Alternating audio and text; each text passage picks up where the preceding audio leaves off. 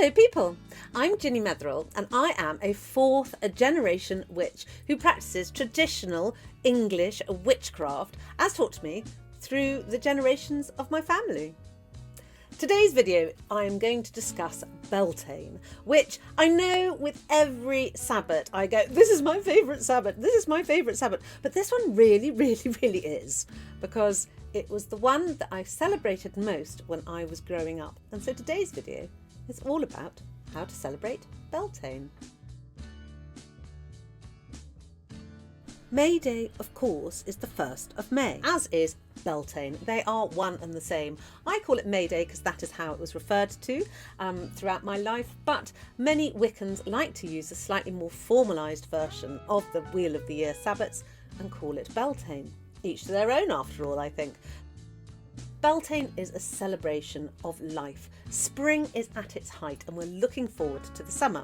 And because Beltane is a change of seasons festival, it is a fire festival. So one of the things you must do is to light a fire, a bonfire. However, you can't light a bonfire in a small flat in London, for example, but you can light a candle.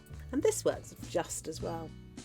Mayday is all about celebrating life, fertility, the conception of life, that is a big part of Mayday, and the union of the god and the goddess.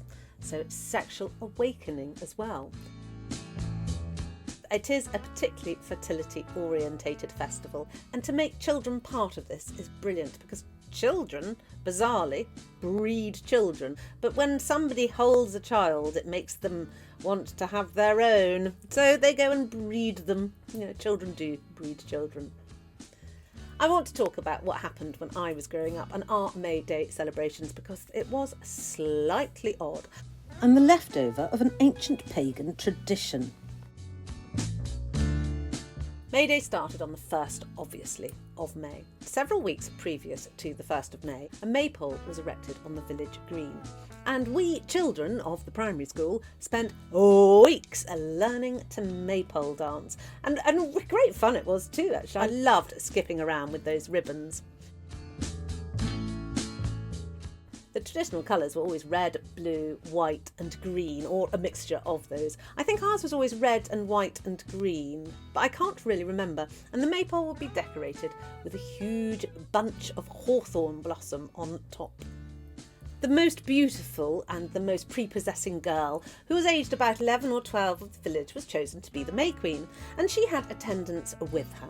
They also chose the most beautiful boy of the village of the same age to be the May King.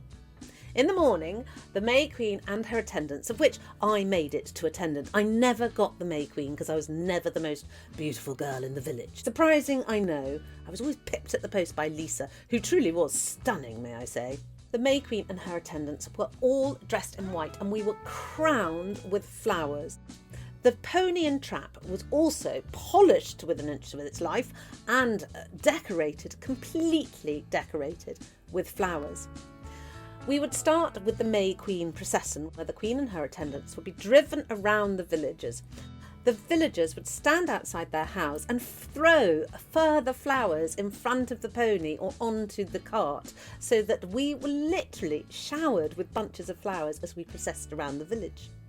The procession would finish by the maypole, where there were 2 thrones set up, and the maypole king would hand down the May Queen from the trap and lead her to the thrones where they would both sit in them. And then there was this bizarre marriage ceremony, and they were married. I'm looking back on it now, I can't believe we were so pagan. We did this for generations, and I of course thought it was so normal and natural growing up, because this is what we did after all.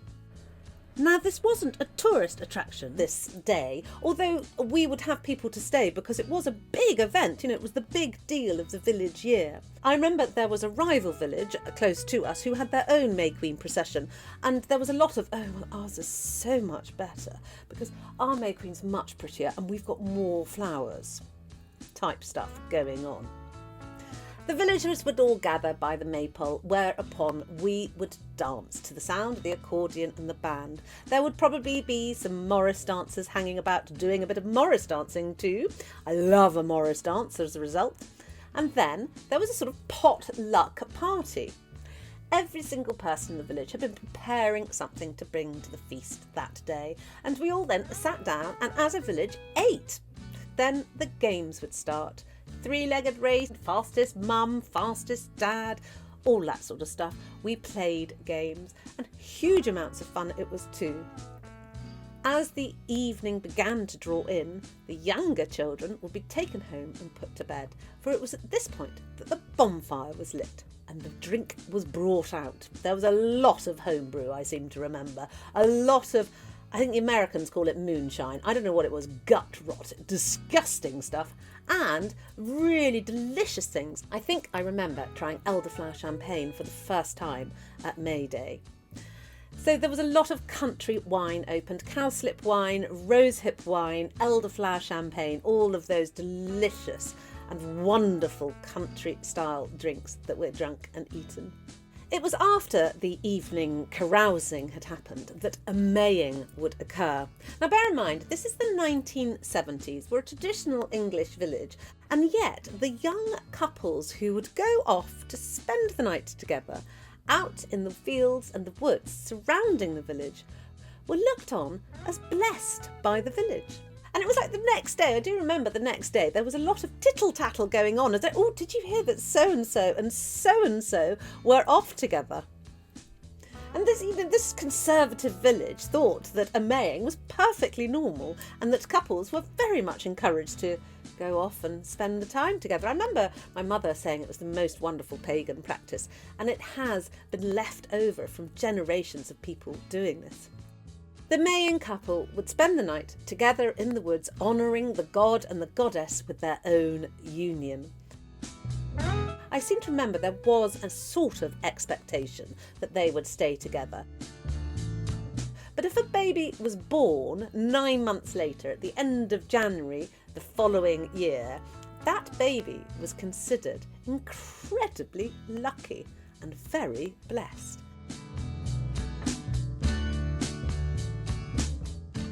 And there was no real stigma attached to this congress between the young of the village, as long as it happened on Mayday. I know, it's marvellous, isn't it? It was the most pagan of ceremonies, and I loved it. Each area of the country, of course, had its own traditions when it came to Mayday and what they would do. But generally, the bonfire that was lit was considered a need fire. And so people would take home burning flames and embers to light the fire in their hearth to give them luck in the coming year. Cattle might be driven through the remaining ashes of it for purification and fertility purposes, and ashes might be taken and smeared across the lintel of your home so that this also brought you luck in the coming year. A need fire means a fire that is going to provide all your needs for the year. And these need fires traditionally were made from the 9 sacred woods of the UK. However, if you couldn't find or didn't have the 9 sacred woods of the UK hanging around, and they are quite diverse, so maybe you wouldn't, then the oak, the ash and the thorn are the 3 highest of the sacred woods would be used instead. One of my favourite traditions, which was carried out in my village and beyond, is that maidens would go out on a May Day morn and use the new dew of Mayday to wash their faces, bringing them beauty and luck for the coming year. If you want to celebrate May Day, the best thing you can do is have a party. Go out and worship, bring in all the flowers, all the hawthorn, all the May blossom that you can find and decorate your homes. One of the most wonderful things to do, in my opinion for May Day, is to make a flower crown. As May Day is about the flora and the fauna. This is also a very auspicious time to have a hand fasting ceremony. This is the traditional pagan ceremony, and I've officiated at a few in my life, but it is where a couple decide for how long that they would like to be together. A year and a day is the minimum, and up to a lifetime, and normally any prime number between is how you would decide, say 7 years, 17 years, for example. their hands are fastened together with a figure of 8 knots made out of red twine. And then this is taken and unwound off them, and it signifies them willingly joining themselves together and yet keeping themselves joined even when the bond is broken. It's a sweet ceremony, and it's culminated in the jumping over of the broomstick. And then becomes the game of how high can you jump for everyone else, which is always hilarious in my opinion. Hand-fasting ceremonies on this day are said to end in a happy relationship. So, get married. The pagan way, obviously. But as a modern witch, what else might you do? I want to show you a little egg charm. Pick yourself some spring blooms. I'm using violets and primroses because I'm going to make a topical egg charm. Blow out an egg and clean it, and then you simply insert the blooms inside the egg.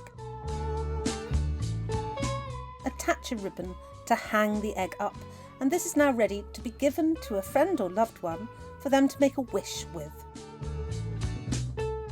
They wish upon the egg and then hang it up for 2 days and then bury it to ensure the wish comes true. However, I am doing a charm on mine, and one for Ukraine, hence the purple violets and the yellow primroses and my writing of peace. This is the day where you can bring the May blossom, which is the blossom of the hawthorn tree, into your house and decorate it for luck and love. The other great thing to do on Mayday is, of course, to follow in the footsteps of our ancestors and drink mead, which is fermented honey. It is the oldest alcoholic beverage known to man, and we have been drinking it, I think, ever since we discovered honey. Mead, I spent a lot of time drinking at university actually, it was delicious, I still like it, but you might not have access to mead, so I'm going to show you my favourite cocktail to serve at your Beltane party called the Bee's Knees, and this you can make it as alcoholic or non-alcoholic as you like.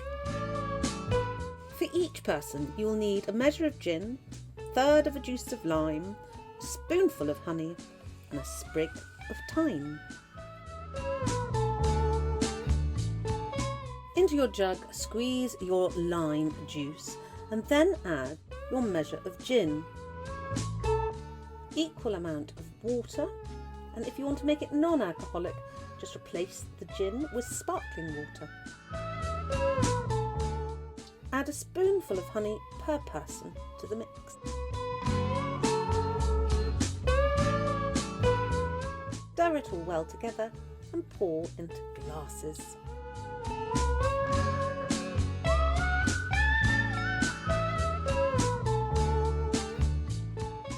Add a sprig of thyme for extra flavour. Finally, at your Beltane festivities, you should hand out willow wands. I make my own willow wands by simply scraping each stick of half its bark and then tying with a red ribbon. This is a very traditional way to end your festivities. All the maidens are given willow wands for friendship and luck in the coming year.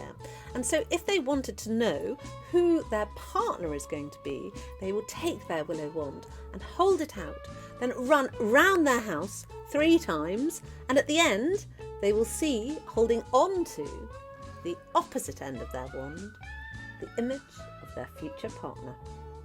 That is an old traditional Mayday spell. I'm going to put my last year's Beltane video up here for you because you'll be able to see what traditions I was talking about then. I haven't, I think, repeated very much of what I've said, so it's worth looking because it might give you some ideas for your celebration. I think there's also a bit more history in that video, and I'll put it all up here for you so you can check it out and have a look. I'm not going to be putting up a video for another few days because it is Easter celebrations and the long holiday, which I will be spending very happily, I hope, with all my family members. However, after that, I will be bringing my May magic video to you, which tells you all about what witchcraft you can practice in May on what day. So do look out for that. It will be happening in a week or so's time. Finally, do go to www.patreon.com/Ginnymetheral for details of my coven meeting and where you can learn to be a witch with lessons from me. Don't forget to like and subscribe, and I will see you in a few days.